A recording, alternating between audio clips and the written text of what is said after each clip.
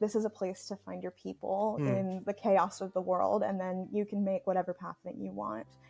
So that's kind of our message for this year is community. That's really important to us. Hello, everyone, and welcome back to another special episode of SavePoint Stories. I'm your host, Kurosh, and today we are lucky to have a special guest with us to talk about some very fun and interesting things. I'd like to introduce our guest, Emily Gitelman. Thank you for joining me today. Thanks for having us. Me? Thanks for having me. Sorry, GeekGirlCon. Yeah, you're representative on behalf of GeekGirlCon, which we'll get into. But before we get into a little bit of that chat and your role in it, I kind of want to know, can you tell the viewers a little bit about yourself? Yeah, so I'm Emily Gitelman. I am a senior producer in games and entertainment. I've been doing that for about a decade, and that is in my day-to-day. But in my volunteer life, I'm the manager of gaming over at GeekGirlCon. And so before we get into GeekGirlCon, like, can you describe what it is as a whole? Because for me, even like I go to so many conventions, and there are so many conventions out there. You kind of get lost in it, but like, what is the identity? What is it? What is the purpose? What does someone look for when they're looking at GeekGirlCon? Yeah, so GeekGirlCon is an intimate convention in Seattle. We're over at the Convention Center Arch. We've been around this is going to be our 15th year, which is really amazing. And our goal is really to empower people, especially women and girls, to pursue their passions, whether that's fandom or science or technology, games. There's, something that everybody loves, and we want them to feel supported and cared for and welcomed and encouraged to be passionate. So yeah, that's what GeekGirlCon is. That's amazing. And so you said that this is the 15th year? This will be our 15th year. Oh, that's amazing to hear. I'm curious, have you been a part of it from the beginning, or what was your first involvement with GeekGirlCon? Yeah, so I actually attended the very first one, and I think the second one as well. And then, I moved, I went to college, I did all these things. And so I kind of disappeared for a few years. But a couple years back, I had been working like crazy. I was doing long hours, and I came out of that and was like, wow, I really miss just being part of a community. I miss being part of people who are passionate about things other than work. And I wanted to get involved in GeekGirlCon just in order to give back to people. There are so many different ways that you can experience community in fandom and gaming and all these things. But I feel like GeekGirlCon is really special. It's a really intimate, like I said, community that is just really welcoming and excited to see each other every year. Nice. That's beautiful to hear. And so when you got into it, was it kind of like you just started to meet people and questioning around, or you kind of just threw yourself into the space and be like, hey, this is what I can bring in? Or like, were you approached or? Yeah. So on the website, there was like a call for an assistant manager of gaming. The previous one, Julia Colway, had been there for years and years and was just getting to the point where she needed a little support. So I came in to kind of help with both the tabletop gaming section and the video game section. Yeah. And she had to step away this year, so I came and filled her shoes. And they were big shoes to fill, but it's been really fun planning for this year. I love like the event management element of it, and getting to talk to so many amazing local developers. We also have developers who are coming in from across the country, up in Canada. So wow. We have a wide variety. I think we've got about 40 developers in games this year. We've got about 10 smaller indie games for tabletop as well. Okay. And then we've got like lots of little fun things going on. We've got like learn how to paint minis. We've got, I think some people will be running RPGs just ad hoc. So it'll be really fun. There's a lot of things for everybody to try out. Exciting. And so I'd imagine your role has kind of evolved over the years as you're saying right now, you've kind of stepped into shoes, but over those years too, were you kind of like helping in any one sector or kind of a little bit of everything? Yeah, it was a little bit of everything. It was like, it was reaching out to people to invite them to be part of GeekGirlCon. It was going to some events and, recruiting people to come volunteer, to come to the event and that sort of thing, going to SoccerCon and PAX and other events around the Pacific Northwest, as well as, that sort of boots on the ground stuff for the day of. It's always, I don't know if you've like run a convention before, but there's so much that happens in the lead up. There's so much communication that you have to have with all the people who are going to be tabling and all the vendors that you're bringing in and stuff, and the day of setup. So it's a little bit of everything. It's that personal communication with developers that I really love. Yeah. But it's also it's that logistics management execution that a producer is like Yeah, always on. so I haven't tabled or I haven't been a part of developing a con, but I've been helping others be vendors and table it at Yeah. cons. I've been part of panels at cons, and so I'm Mm-hmm. always like, what is going on behind the scenes on the larger organizational structure? And I feel Mm-hmm. like it's a challenge you are must be like involved in, of like there's a public attendee side that you have to navigate and make sure you're serving them, and there's also the side of who's supporting the convention, like from panelists, from booths, and from stuff like that. How do you navigate that? Is that kind of like a ongoing organic thing, or is that something that you have like a specific mission or mindset on? Yeah, I mean, we have a very robust and talented staff, and everybody brings their knowledge and expertise. You know, the people who are running finance are people who work in finance in their day to day lives. The people who Okay. are doing the gaming stuff are people who are really passionate about games or work in games and tech. We've got a DIY science zone, and we've got like very talented people who are passionate about the areas that they are familiar with, and we all kind of come together to create something that we're all passionate about in our certain areas, and then that comes together logistically pretty naturally, although we've got amazing ops and board who are kind of running the whole show. So it is like it's these very professional, incredible people coming together just to put on a show. You know, it's kind of like Yeah. theater. I Yeah. always think of conventions as like theater. You know, you're putting on something really fun for just a couple days, but it's got to be memorable, right? Yeah, no, absolutely. I was talking to my folks the other day because they're not like they're of a prior generation where like conventions weren't the common Mm-hmm. thing, right? Like there was maybe a couple, and even when you think of conferences, you think of like business oriented, Right. and it's evolved now to be so commonly associated to fandoms and passions, and I likened it a lot to festivals or concerts or Right. sporting Yeah. events of like you're coming together for, like you're saying, a showmanship. There is a presentation now with it where it's like it's a gathering of a community in a large way. How much like have you had prior experiences with cons, or like what you're as a either as an attendee or Mm-hmm. as involvement, like what has been your prior experiences? Yeah, so as I worked for a bunch of game studios, I have gone to conventions as, you know, representing those studios. And Okay. so I've done the tabling and talking to convention goers and that sort of thing. Um, I haven't like planned other cons before, so this was a really fun, exciting opportunity to just kind of get in like in the dirt and like figure out all the nitty gritty of it. Yeah. And it's been really fun. But yeah, I've attended cons for years and years. Like I grew up going to SakuraCon and PAX, you know, when it started, and um, yeah, these and actually Gen Con I've worked a million times. So like each con has their own sort of identity, and I feel like you know, there are some really big cons in Seattle. There's Emerald City Comic Con, there's PAX West, there's lots of other stuff, and the energy of those changes so much from one to the other, Yeah. right? Um, and the thing that I was always drawn to GeekGirlCon about is just how welcoming it is and how inclusive it is. Like, I have had experiences going to these larger cons where I'm just like, ooh, I do not belong here. Mm. Like, I don't feel really like anyone wants me. Like, I don't feel like this is for me. But every time that I've gone to GeekGirlCon in the past, before I worked there, it was just like, oh, these are my people, you know, and regardless of if I like know you or not, like we have, I think that when you walk into GeekGirlCon, there's a clear understanding that like we probably value the same things. We probably care about a lot of the same things. We probably like a lot of the same things. And so there's just an innate starting point of like, we really value respect and like,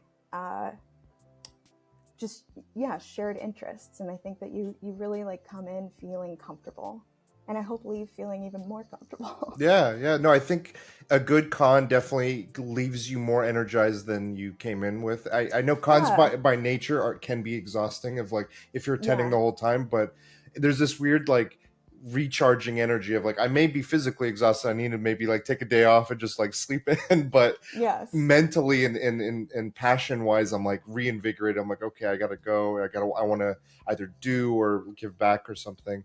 But with Yeah. with Geek Girl Con, I was curious.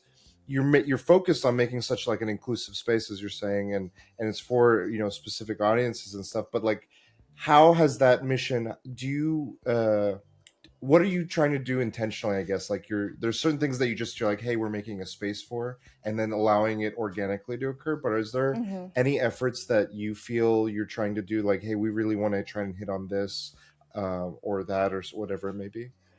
Yeah, so we want to make a place where you feel wanted and like it's meaningful to be there, and we do that through a lot of different things. I think we're very particular about how we present and what we present, Mm-hmm. and we, for example, like we obviously AI is a huge topic right now, and when we go through our vendor submissions, we very carefully vet for AI products. We don't want folks who are coming in with drop shipping kind of stuff. We don't want AI generated work. We want to value the people who are putting in their, hearts and souls into their crafts. Yeah. And so we are really careful to make sure that we're highlighting those things. With when it comes to games, for example, I really try to spotlight marginalized developers over anybody else. It's free to table for the game section, and that is in part because we want to make it accessible to everybody as much as possible. We That's understand fantastic. that it's a really heavy lift sometimes to do a convention. Yeah.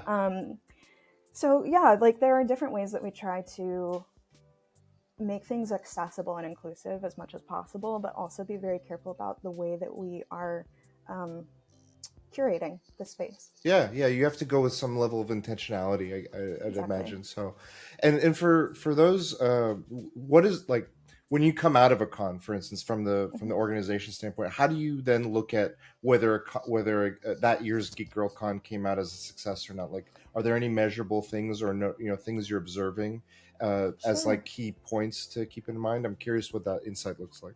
Yeah, for me on the gaming side, I'm always looking at like how are our developers feeling as they're leaving? Okay. Are they feeling like this was a great way to connect with their community? I hope so. Like that's always the goal.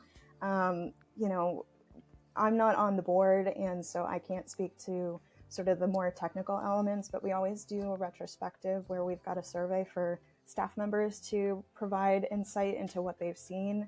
And we take that information and we evolve the next year. It's really important to us to always be taking in information and trying to figure out what the next step is in our growth and evolution. Yeah. Um, and yeah, what else?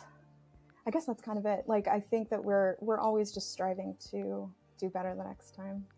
Okay. No, that's like, I wonder, again, like, I just was tabling with some friends at LA Comic Con, and that Mm-hmm. was a space where we weren't sure. There was a few things where, like, hey, is anyone listening to us? Are we as vendors? Are we as in the space being heard? But then Yeah, also, like, I do know that kind of goes back into the dichotomy of, like, how much are they focused on that versus how much are they focused on maybe attendees, and what is the marriage of sure. the two, and Yeah, balancing side. absolutely. I'm always imagine that's a challenge. Yeah, I think that each sort of group handles their section a little bit differently. Okay. For me, it's really important to me to check in with our developers as much as possible, and I'm always kind of floating around talking to them. If there's an issue, I want to hear about it immediately, Yeah. and that has led to sometimes you hear something on the floor and it leads to something not coming back next year. Just that's the way it goes, but. Um, yeah, it's an interesting process. Obviously, there's the financial aspect of all of it, and uh, Hmm. every year we have to kind of reevaluate how much we can feasibly put on, Sure. given Yeah. sort of the finances of the world right now. Since COVID, we've gone back to in person in 2022, but people are attending cons less at this point. I think there's still some reasonable concern about attending large events and that sort of thing. And so, yeah, our funding has been a challenge in the last few years. Is that something? So in this topic of funding, and in the topic of, like, yeah, resource constraints and stuff, Mm-hmm. do you then try to balance, like, supporting different creators and stuff that you want to have a part of the show, but also having draw like a big, spotlighting on, hey, we're doing this big, event, or big panel, or big vendors, or something like that? Is that something that has to go through the thought process, or how does? Oh, yeah. Yeah. Yeah, Okay. definitely. having a con is expensive as it is, and then if you bring in special guests, of course that gets more expensive. But there is obviously, like with some folks, it's just like you want that guest. Like for this year, we've got Dungeons and Drag Queens coming, which I'm Oh so my God. beyond excited about. And the trade-off for like, this is going to be so meaningful for our con going audience versus the cost of it is something that I'm sure the board went back and forth on, but I'm really glad that they went with it. That's amazing to hear. No, like, so that kind of hitting on one thing I wanted to talk about, which is like, what if for past Geek Girl Cons or GGC, is that like what the short? Okay. GGC. What has been some of like the standout moments that you've been like, oh my God, this really just was like a huge moment for us, or like this was such a spectacle, or people loved this, like kind of thing. Like, does any specific one stand out, or? Yeah, a couple stand out. Like last year we had a really fun choir come and do like covers of geeky music, which was really fun. Every year we have the cosplay contest, and that is always so much fun. We've got a kids cosplay contest and an adults one, and the kids one is so cute. But honestly, like I have been so nosed down in the gaming area the last year that I'm like, I don't know what else is going on. Great things. I walked the vendor floor, and that was amazing, but I didn't have any time to go to panels or anything last year. This year, I'm making time. I'm making sure that I have enough volunteers so I can go to panels. Nice. That's good to hear. And so I guess also like you look at some of those things like a cosplay contest and having panels and stuff. There's obvious like commonalities across cons, but like do you look at things that be like, how can we stand out, or are there active thoughts there? Like what goes through your thought of like how to differentiate amongst that for an attendee? Yeah, I don't know that it's about differentiation so much as spotlighting. Okay. Like, it is really about making sure that people have space to show off their amazing work. And like, I think that the people who attend GeekGirlCon are just so excited to show off the cool stuff that they're doing. It's always fun at a con to like be walking across the hallway and be like, oh my God, it's Samus. Then you wave across the hall. And I think that is just like the best energy. And so, yeah, I think it's more about just giving people the opportunity to like be celebrated for the thing they're doing rather than differentiating from other places, because sure, you can do that in other places, but I feel like the GeekGirlCon audience is going to cheer extra hard for you. Hell yeah, that's great. And in that, like celebrating and congratulating and being like having a fun energy, how do you also balance the celebration and the fun with having space for like critical conversations or topics of representation or anything like that? Like there is a little bit of like a balancing act, I'd imagine, there that you need to navigate. How does that go? Yeah, that's a great question. So from where I stand, I think that these things are very intertwined, and they're very natural for our audience, perhaps more than others, because a lot of our audience and attendees are sort of in the margins. And so I think that part of those conversations being natural is when you get that many people in the same room, those conversations come up. But more voices equals more representation. And so, part of what we do at GeekGirlCon is we try to really spotlight working professionals. And so we have a lot of panels that have been submitted by our community, and we make an effort to highlight those and provide tools for our community about how to get into and thrive in industries that they're interested in. So, for example, we've got a couple of panels this year. One of them is called The Girl Boss Guide to Game Design minus the Gatekeeping.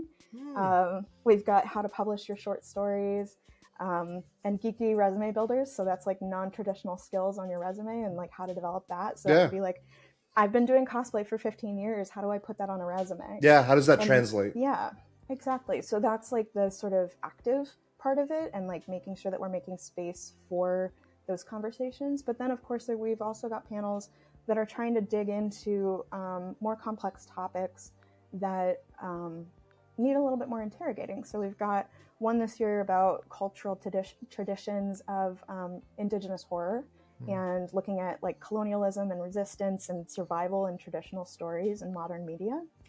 We've got one about Asian Americans in science fiction and fantasy. And so these are the kinds of things that are really amazing community brings to us and says, these are the things we want to talk about. And then we say, yes, please, we would love to talk about this. No, it's amazing to hear that there's that dichotomy of like, hey, we want this, and then you're able to provide that. Exactly. With kind of, and this is something you kind of hit on earlier, what would you say in recent memories or in recent years have been some of the biggest challenges you guys have been facing building and sustaining the community for GeekGirlCon? Yeah, unfortunately, a lot of it comes back to funding. We have a very enthusiastic community, and it's most of our funding comes from external sources other than passes and things like that. Mm-hmm. And as I'm sure you're aware, there have been a lot of defunding of DEI initiatives. Yeah. And so a lot of the places where we were getting funding are no longer able to provide that, which is a big challenge for us. Yeah. Since 2022, we've been actually running at a financial deficit. And we've unfortunately come to the place where we need to acknowledge that it's possible that in 2026, GeekGirlCon may not be able to return in the face or shape that it is right now. And we don't know necessarily what that means yet. In the past, now we do a lot of online programming as well during the con. But yeah, that's an unfortunate reality with what's going on in the world right now. And I think that last year was on election weekend. It was a challenging weekend for a lot of people. That's a lot myself, of, yeah. Everybody. Jesus. It was a lot. But truly, like, the thing that got me out of bed those days was knowing that I was coming to be with my community. Yeah. And I was coming to give back to a lot of the people who are being the most affected right now. And I think joy is so important. I know that phrase, joy is an act of resistance, is really overused these days, but I actually genuinely believe that when you're able to take a moment to engage with your community and like have some fun, it refuels you for the next step, the next fight. And I know that's like big and heady for a convention, but I genuinely believe that those moments of connection are the thing that keep us going. 100%. I could not agree more. I've seen some cons evolve in a similar fashion as what you're describing and what the potentials could be. And what's interesting is the ones that I've seen like really flourish have evolved and adapted to that and be, hey, we may have lost our roots in like in more of a local space and a physical space, but it's allowed us to flourish as an online space and hit a wider audience internationally, and you start to connect in ways that you didn't realize. And then it allows them to kind of revisit what they were and become even bigger as a result. So I hope nothing but like that kind of like positive energy towards what you guys are doing. Thanks, What would you say, like, and is there a dichotomy there too of, I understand like things like Comic-Con, San Diego, and like, I'm in the SoCal region, so that and WonderCon are two that come to mind. They're more in the nonprofit space, but like there's nonprofit, for-profit. Are there lessons learned that you look at other cons and be like, oh, we should try to like adapt some of these, or like what takeaways do you see from other cons that you're like, oh, this works or this doesn't work from your perspective? Great question. I attended a number of cons this year that are I would call corporate, and I actually found them to be incredibly cold, which they haven't always been. I'm seeing the way that our world is sort of shifting, and so all you see are those sort of big studios that are coming, and they've got like 50 computers set up. Nobody's really there to help you out. Like, you just kind of sit down, you play the game, and then you walk away. And I think that it's really important to us to create a sense of warmth and to create that sense of community. Everybody is happy to help.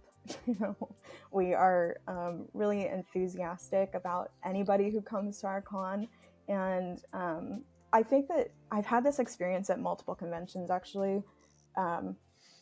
So when I've been tabling, I've had a lot of people come up to me to ask about a game, and they'll kind of like come up with their arms crossed. They're like, what do you have to show me? What are you here to tell me about? Like, pitch me on your game, And I'm always like, oh, it's like the worst energy. Like, you don't really want to engage with that. Like, I don't know that I want you as my audience, But at cons like Gen Con, everybody is so open and excited to be there. And I think for me, like when I'm running the gaming area, that's the energy that I am trying to get in our space, is just like super happy, engaged, like ready to just connect on things that we're interested in.